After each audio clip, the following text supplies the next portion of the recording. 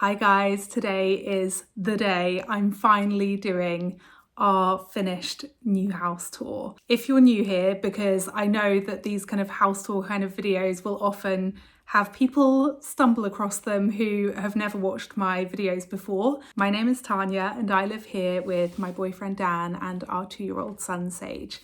So if I'm referencing Dan and Sage throughout the video, you'll know who everybody is. But to those of you who've been watching all the renovation vlogs and have been sticking with me when I've been saying it's coming, the house tour's coming, and then taking forever to get it done and be finished enough to show you, thank you for being so patient. And I am just so excited to share this project with you. It's very close to my heart for a few reasons. Number one, Dan and I bought this house together. It's our first home that we've bought together, and it's also our family home for hopefully many, many years to come. It's also special because it's both mine and Dan's first ever proper full renovation project, as in every single room looks unrecognisable from when we got the keys. And also on that note, it has really been my baby for the last 9 months. I have put so much thought and time and effort and just all of me into making this house our dream family home.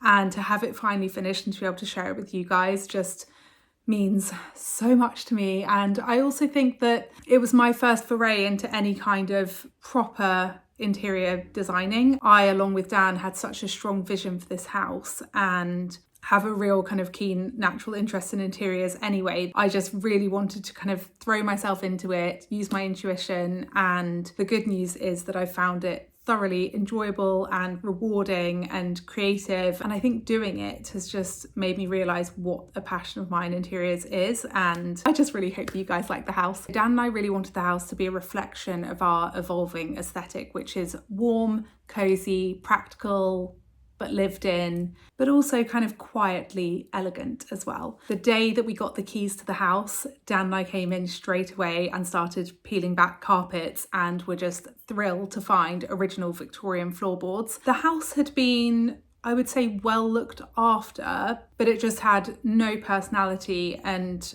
felt a bit neglected. But we knew that the house had good bones and really beautiful period features like cornicing and fireplaces, in some places, not in others, as you'll see as the video goes on, and that we had to put some in. It already had the beautiful high ceilings, the picture rail, so we were very happy to uncover beautiful original Victorian floorboards. When I say beautiful, they needed a lot of restoring and sanding to make them what they are today, but it was fully workable. And so we got the keys on a Friday, and on the Monday our builders started. And I do just have to do, I've shouted them out before, but I have to shout out again to Lewis and Yanis from Lewis's company, which is IHR Construction. They came recommended to me from a guy called Steve Franklin, who I have worked with on many house projects for the last 10 years, and he is a dear friend now, but he was very busy working on another huge project, and he said, you have to work with Lewis, he's just incredible. And he really has been, and he's become a friend now too. So we would kind of brainstorm together on how the space would come to life and what we could do and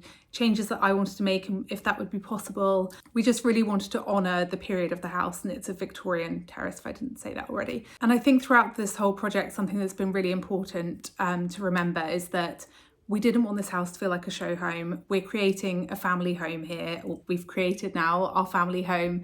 And although we wanted it to be curated and elegant in places, we also wanted it to be really personal and have that lived in, charming kind of feel that you don't have to worry about walking in with your shoes on or putting your feet up on the sofa or the ottoman here. And we don't have any coasters throughout the entire house. I have a hatred for coasters because I think I always panic if I don't use the coaster, and I'd never want a guest to feel like that either. And we do love to be able to host here and have lots of friends over, and for them to be able to just pop their glass of wine down wherever and us not be too fussy about it. Anyway, that's quite enough rambling from me, so let's get on and I will show you the house. Okay, so starting the tour, just as you walk through the front door, this is our hallway. So we have this lovely antique mirror on the wall here, which actually came from our old house.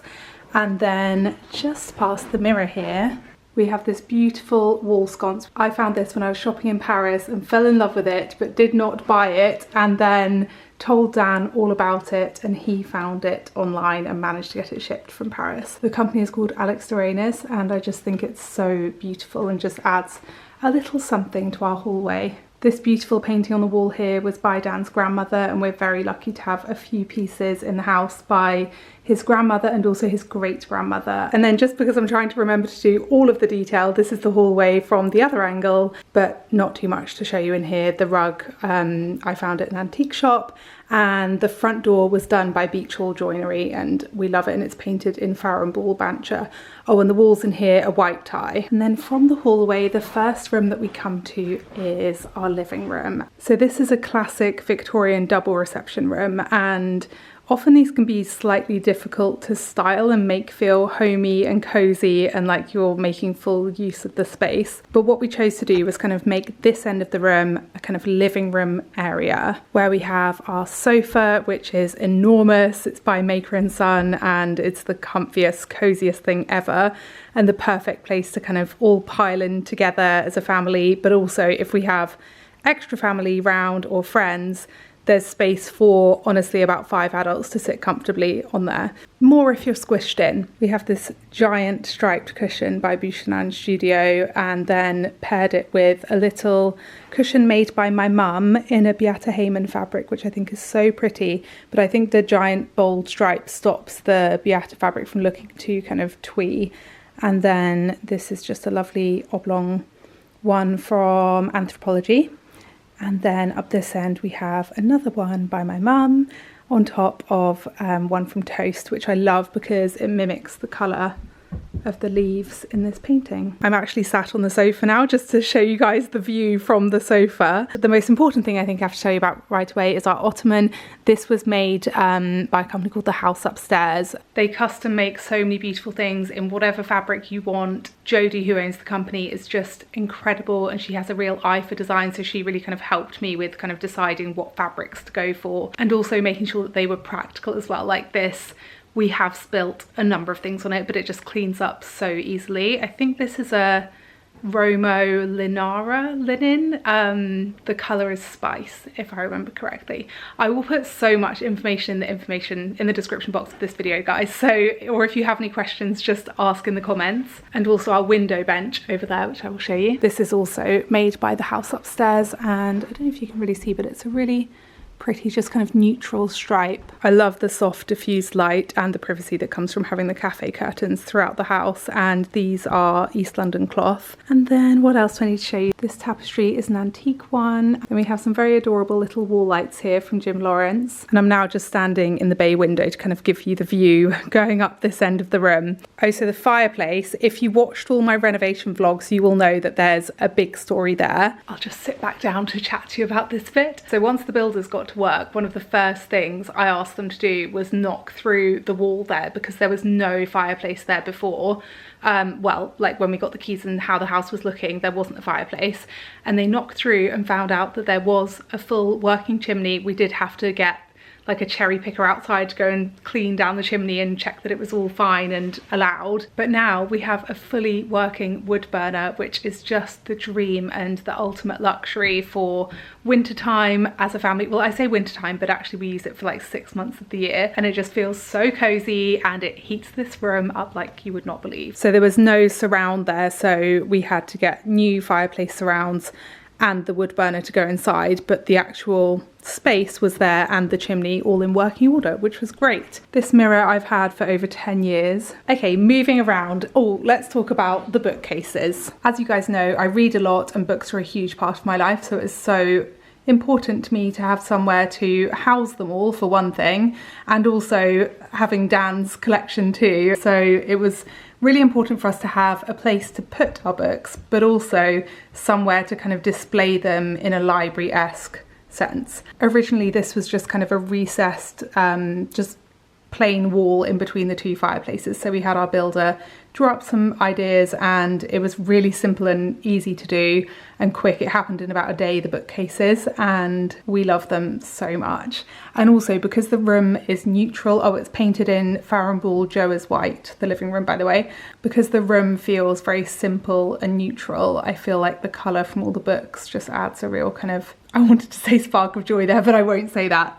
I don't know, I'll leave it to you guys to decide. Okay, and then up this end of the room, I think this is the tricky thing with double reception rooms, which are typical of a Victorian terrace, is to know what to do with this room. But luckily I already have my baby grand piano, which I've had for, it must be about 10 years. And I did the same kind of layout in the old house, which was also a Victorian terrace, but with much less kind of period features and lower ceilings, and thought this was the perfect place for it. It just makes a really good use of this space and looks beautiful. And then in this fireplace, this is where we store all of our logs for the burner. I wish I could remember exactly where these shells were from, but I know that they're sentimental and they come from beach trips with either Dan and I before Sage, or these might be ones that Sage has collected, but it's very hard to keep tabs on which shells are which. Then this little painting is so sweet. Let me pull it out. This is of Southwold, which you'll know and have heard me talk about many, many times before. It's a place very dear to our hearts. And then behind the piano, I have this huge piece of contemporary art, which I bought in about 2016, I think, by an artist called Michael Zetti. I feel like having the odd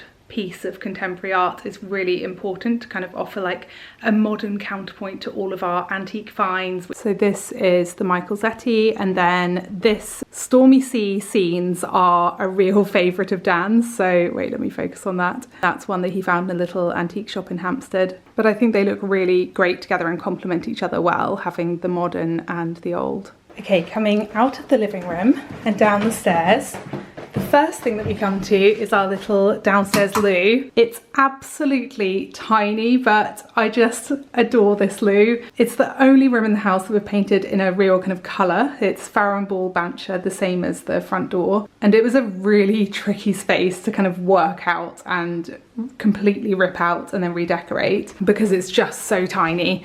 I found this mirror on Etsy. This picture, again, an example of kind of having the contemporary with the old. The mirror is antique, and this drawing, I just think is so cool. Then we just have a few little bits and bobs on this shelf that we built in here because I just thought there is just nowhere to even put soap on the sink because it's so tiny. So we needed to have a little shelf for bits and bobs in the downstairs loo. And then up here, this is a framed mini movie poster of The Talented Mr. Ripley, which I had framed a few months after Dan and I started dating because this was one of the first films that we watched together and just had like a really lovely, one of our first kind of evenings in together. And then from here, we come into the kitchen, and this is really one of our favourite rooms in the house. It's where we spend so much time. I'll just show you around a little bit and then maybe put you down and do a little chat about the kitchen. So here we have another of one of Dan's grandmother's paintings, all our cookery books, little chicken with the eggs in that Sage is just in love with,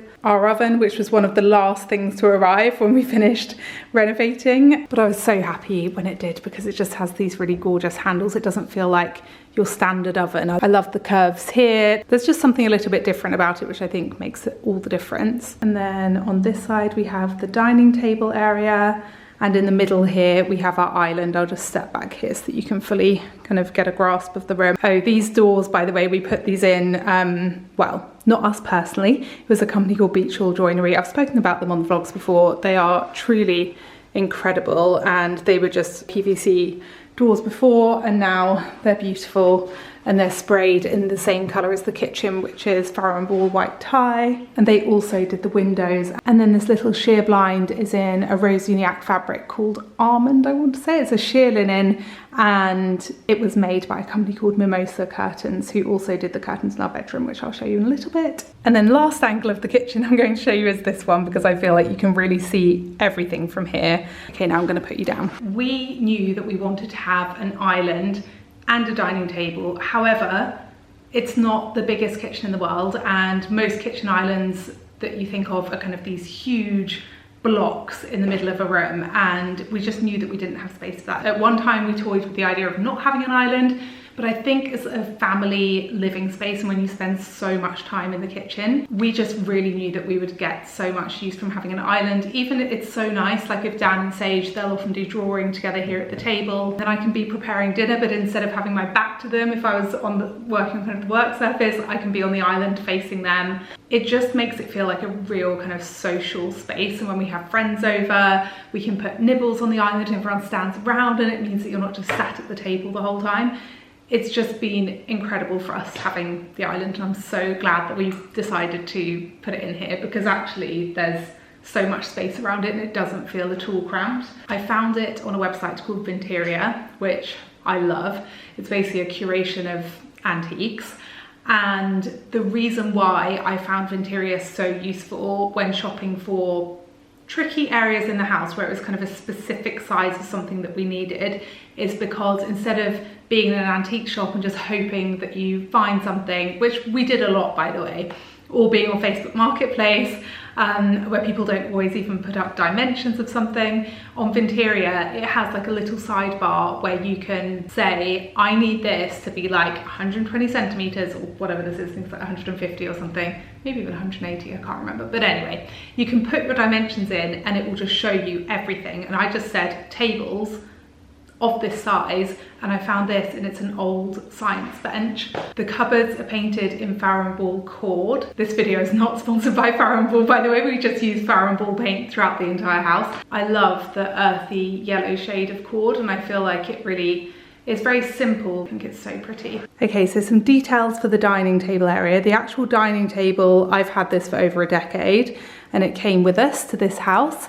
And the little wall lights are by Soho Home. The dining pendant is by a company called Pinch. The painting behind is actually by Dan, and like I was saying earlier, kind of a mixture of inherited pieces and antique art just works really well with a few contemporary kind of more abstract pieces, I think. He was never sure about it and never intended for it to be in such a kind of pride of place, but I absolutely love it, and I just love that he painted it. The dining chairs are antique, and the rug underneath is by Pelican House.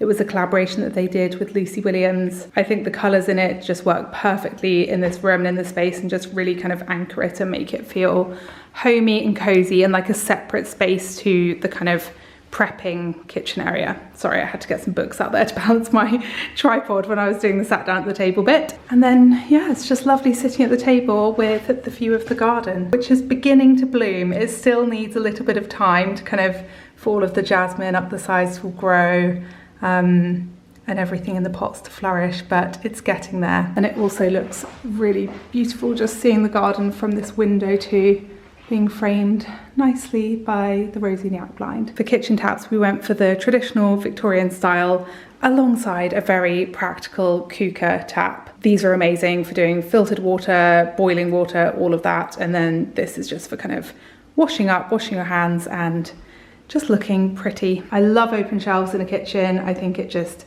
brings personality to a room and gives it that slightly informal feel. And these were actually cheese boards from a cheese shop, so they are old and reclaimed, and you can actually see where the wheels of cheese were sat on them. And then the brackets are by Devol. And I think that is it for the kitchen.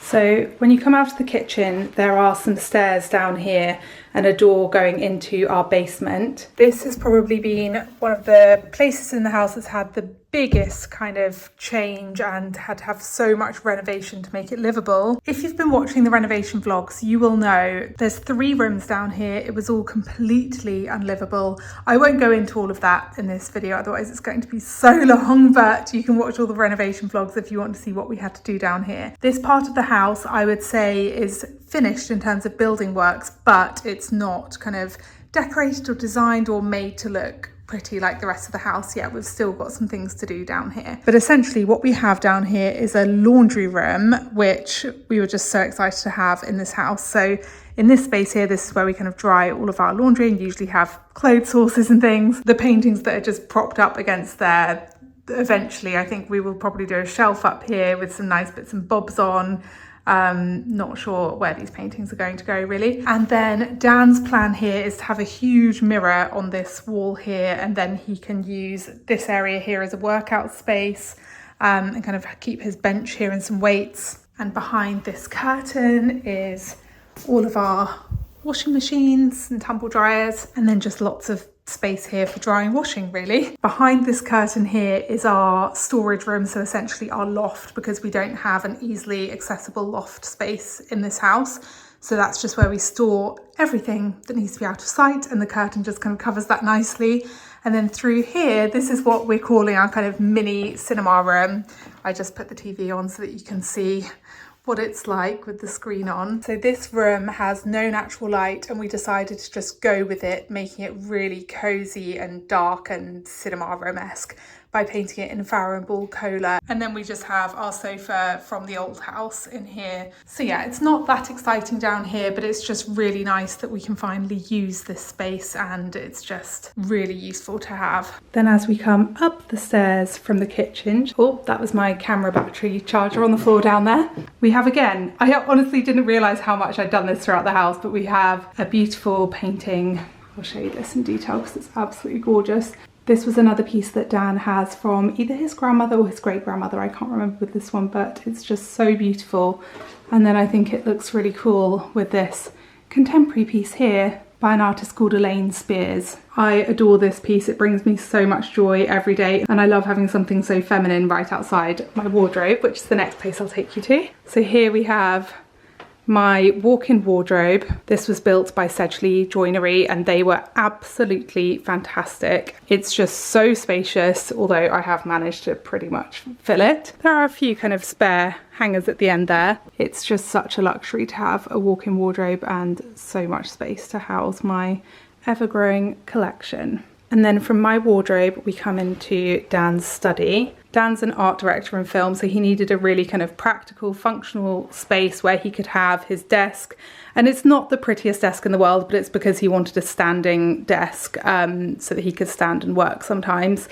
And then he also has a really cozy corner here where he can sit and read scripts. And I think it's nice to kind of have that softer side to the room with a slightly more kind of harder, more functional office space. Then going up the stairs here, we go into our bedroom. So Dan and I both agreed that we wanted to create a real sanctuary in our bedroom. And I feel like the linen curtains and headboard and the velvet blanket and the wooden floors will work together to create a layered sense of calm and softness. So yeah, this is our room. The curtains are by Mimosa Curtains, using a fabric from a company called Warris and Vianney. The pendant light up here is by Pinch, the same as in the kitchen, but a different one. It's just a really pared back, neutral, calming space in here, and we absolutely love it. Just show you from this angle too. The blanket on our bed, whenever I've posted any kind of sneak peeks of the house, so many people ask me about it, and it's by a company called Caravan Paris. And then our bedside lights are by Jim Lawrence.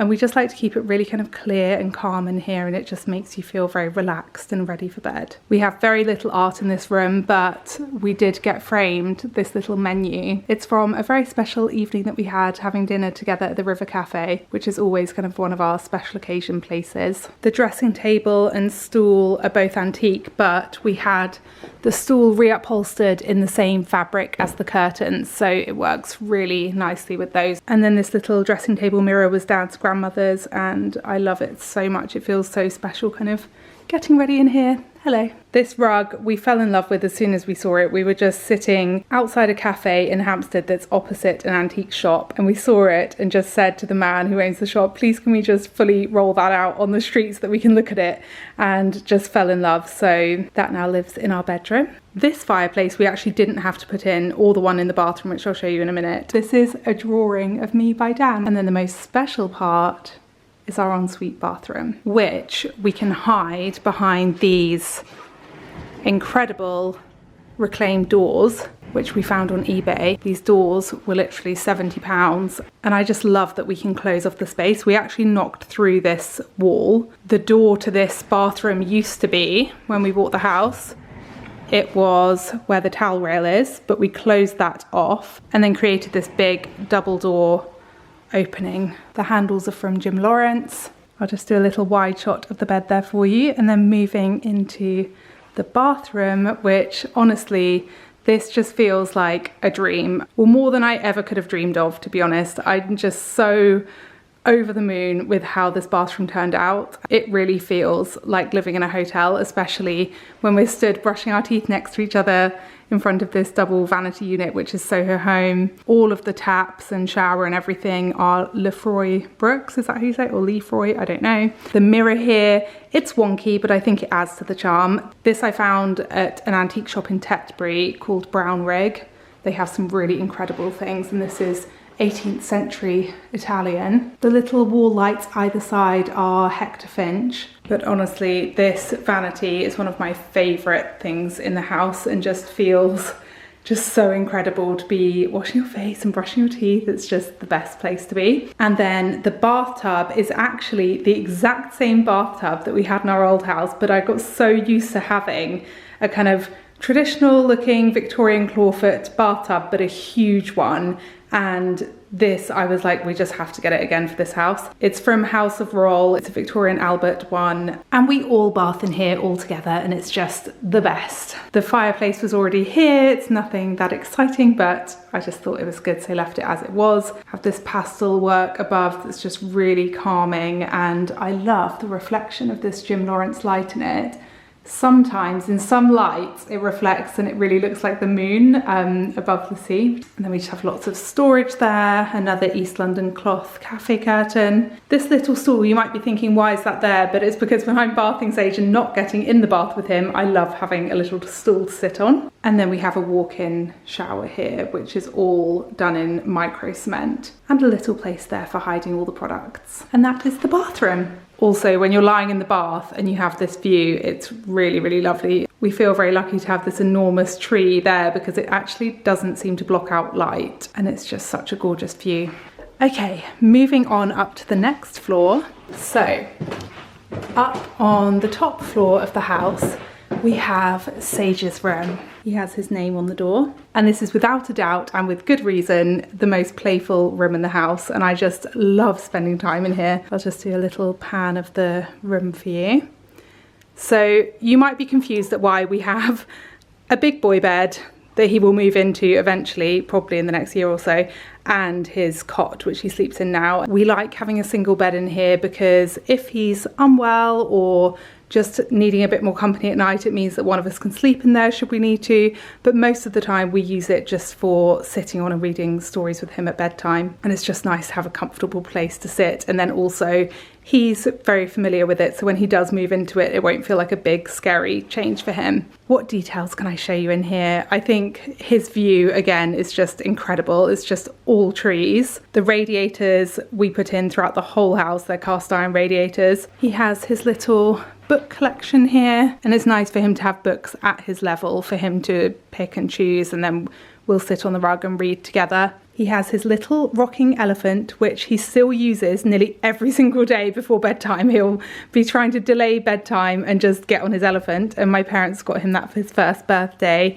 These elephants were a gift from my friend Sophie for him from her trip to India, and he's had them on there since he was born. And then this is his sweet little bed with his octopus, which he's also had. That was a gift from my brother Oscar, and he slept with it every single night since he was born. The prints above his bed are by Forever, and just such a gorgeous depiction of day and night. Over here we have a little print. This is so cute. It's a Winnie the Pooh print by a company called Giddy Prints. They're in Hampstead. And then we have a couple of these tapestries by Moppet. This one is showing numbers, and then the one on this side is the alphabet. His kitchen, which gets so much use, and then on this little side table is his Tony's box, which if any of you are parents, I'm sure you all know about. And then up this end of the room we just have his teepee, which I think that was what Dan and I got him for his first birthday or around that time, and he keeps all of his teddies in there and just loves to go and hide and play in there.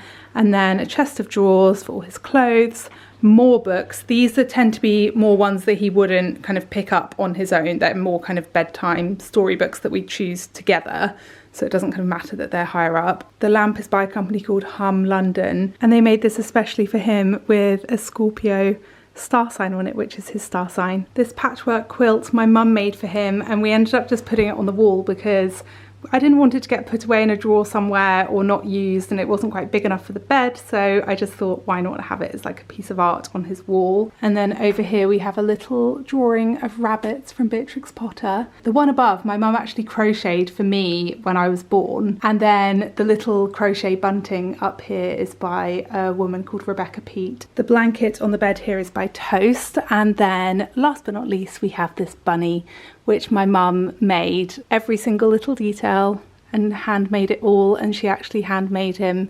pyjamas to fit him. They even have a cute little pyjama back on them. It's just so amazing, and Sage loves this bunny. Oh, and the last thing that I forgot to mention in Sage's room is that we decided to paint the ceiling in Farrow Ball's Dorset Cream, which is a really subtle, pretty yellow. Just kind of adds a kind of more of a sense of playfulness to the room.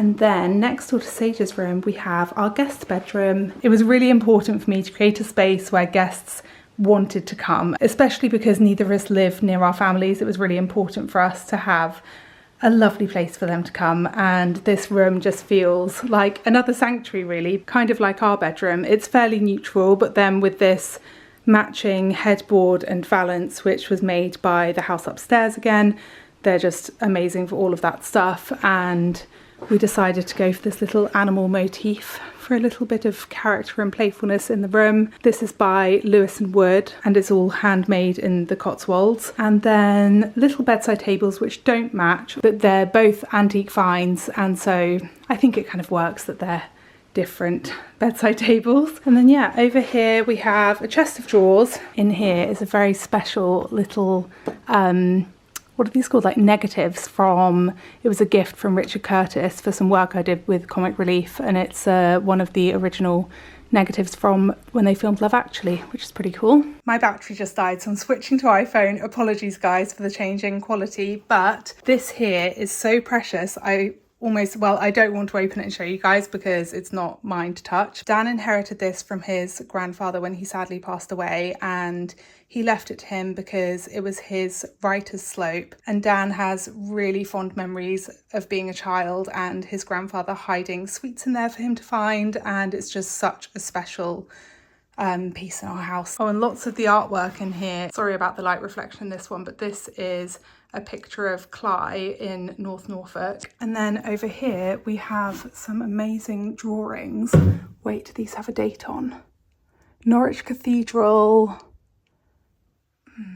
I thought these had a date on somewhere. Anyway, they're very, very old drawings of Norwich Cathedral, and I found these in an antique shop in Norwich.